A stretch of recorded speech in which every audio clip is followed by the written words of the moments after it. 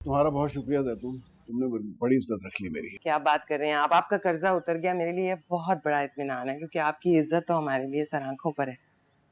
बस अब लगे हाथों ना रुखसती की तारीख भी दे दें।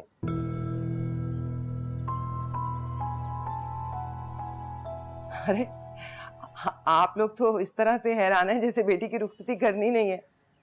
अव्वल आखिर तो करनी है ना, तो मैं तो कहती हूँ अगले महीने की कोई तारीख दे दें। लेकिन जैतून इतनी जल्दी? अभी तो हमारी कोई तैयारी भी नहीं है। और फिर जल्दी कहाँ है नफीसा?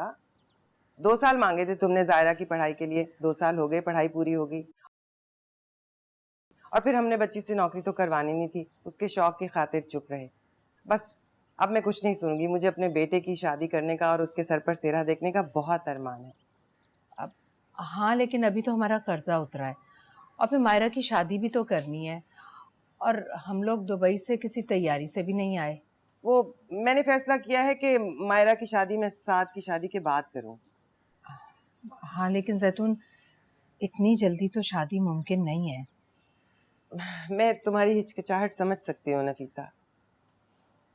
आप लोगों को इस घर की वजह से परेशानी है ना, कि जायरा यहाँ कैसे रहेगी। लेकिन क्या करें, अब हालात तो आप लोगों के सामने ही है। हमारा क्या है, हम तो इन सख्तियों के आदी हैं, हम झेल लेंगे। लेकिन जायरा यहाँ कैसे रहेगी, ये आपको सोचना पड़ेगा। अपनी बेटी की आसानी के लिए अगर आप कुछ करना चाहें तो मुझे कोई एतराज नहीं है। साथ को आप शादी पर सलामी में नया घर भी दे सकते हैं, रहेगी तो आपकी बेटी ही ना।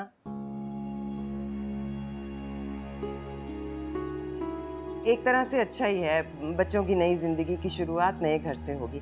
क्यों भाई साहब, ठीक कह रही हूँ ना मैं? इस तरह से आप लोगों की परेशानी भी खत्म हो जाएगी और जायरा बेटी भी खुश रहेगी। वरना इस घर में तो उसका गुजारा मुश्किल।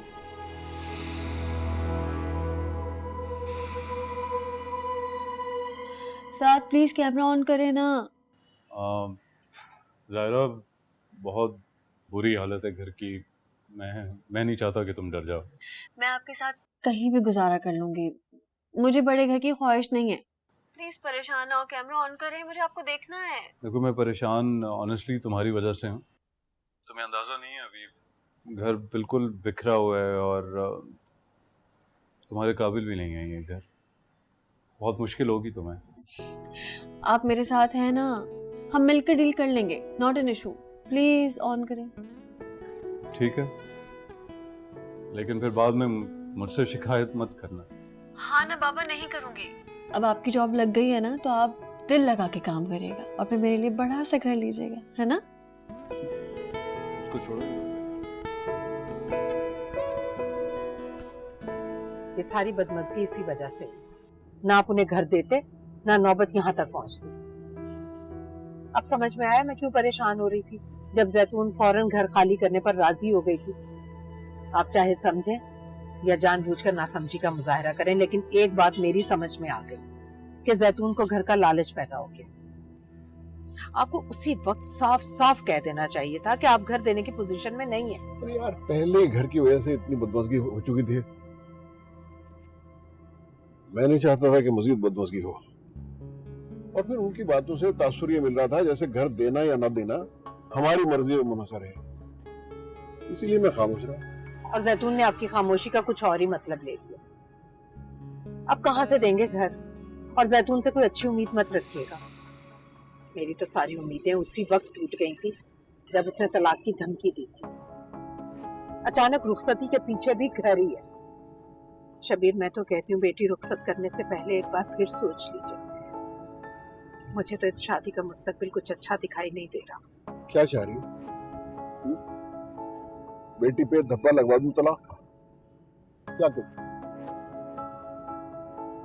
सारी जिंदगी सर पर हाथ रखकर रोने से बेहतर है दिल पर पत्थर रखकर फैसला करें और एक ही बार रो लें।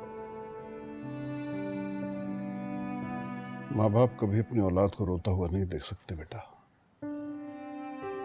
उनकी तो हमेशा ये ख्वाहिश होती है कि उनकी औलाद हमेशा खुश और खुर्रम रहे। अब तकदीर के फैसले अलग होते हैं कि वो क्या करती है। यही सोच के बेटा मैंने तुम्हारी शादी साद के साथ तय की थी। मुझे लगता था कि तुम हमेशा खुश रहोगी, लेकिन अब कुछ हालात और तुम्हारी माँ की बातों की वजह से मैं बड़ा परेशान हो गया हूं बेटा। क्या हुआ अब्बू, आपको साथ से कोई शिकायत है क्या? साथ से मुझे कोई शिकायत नहीं है बेटा। मैं तो दरअसल तुम्हारी सास के रवैये की वजह से कुछ परेशान हूं। लड़की की शादी सिर्फ एक शख्स से नहीं होती बेटा, उसकी पूरी फैमिली से होती है। 7 लाख अच्छा सही, लेकिन उसकी माँ का रवैया मुझे परेशान किए हुए है बेटा। अब्बू आप परेशान ना हुआ करें। जब शौहर का साथ हो तो औरत हर मुश्किल का सामना कर लेती है, और अभी आप ही ने तो कहा कि किस्मत में जो लिखा होता है वही होता है। मुझे अपनी किस्मत से बहुत अच्छे की उम्मीद है, और चची का जो भी रवैया है मुझे उससे फर्क नहीं पड़ता। मुझे उम्मीद है कि साथ मुझे कभी अकेला नहीं छोड़ेंगे। तुमने मेरी सारी टेंशन दूर कर दी मेरी जान। अल्लाह तुम्हें मेरा सलामत रखे। जीते रहो।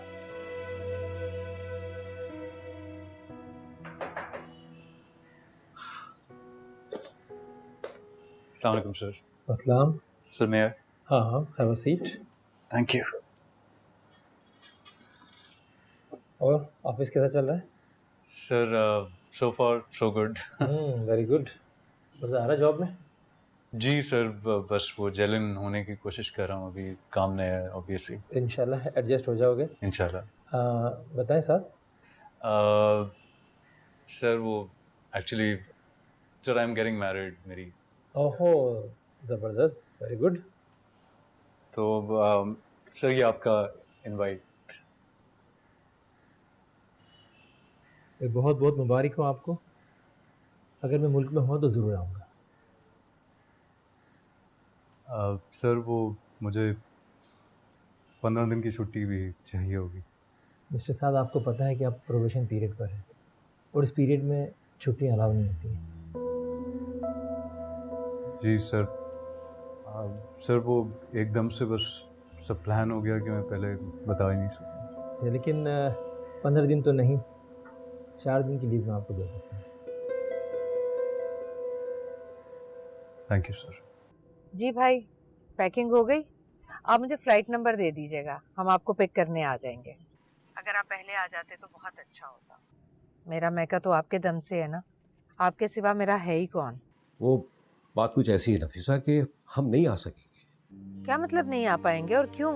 एक्चुअली बच्चों के एग्जाम्स की डेट आ गई है। अब अगर हम ज़ायरा की शादी के लिए पाकिस्तान आते हैं तो उनकी पढ़ाई का खर्च होगा। ऐसे कैसे एग्जाम्स की डेट आ गई? सेमेस्टर एंड होने का पहले से पता होता है, और अगर पेपर हैं भी तो आप भाभी के स्पुर्द करके आप तो आ सकते हैं ना। तुम जानती हो नफीसा, मरियम मेरे बगैर अकेली यहाँ मैनेज नहीं कर सकती। और मैं जो यहाँ इतनी अकेली पड़ गई हूँ, सारा दिन मॉल्स में अकेली मारी मारी फिरती हूँ, शॉपिंग करती हूँ, मेरा कोई ख्याल नहीं आपको। अरे तुम अकेली कहाँ हो नफीसा, भाई साहब है ना तुम्हारे साथ। अफसोस मुझे इस बात का है कि मेरे घर की पहली खुशी है और मेरा भाई अटेंड नहीं कर पा रहा। चलो नफीसा, अपना ख्याल रखना, मैं तुम्हें बाद में कॉल करूँगा। खुदा हाफिज।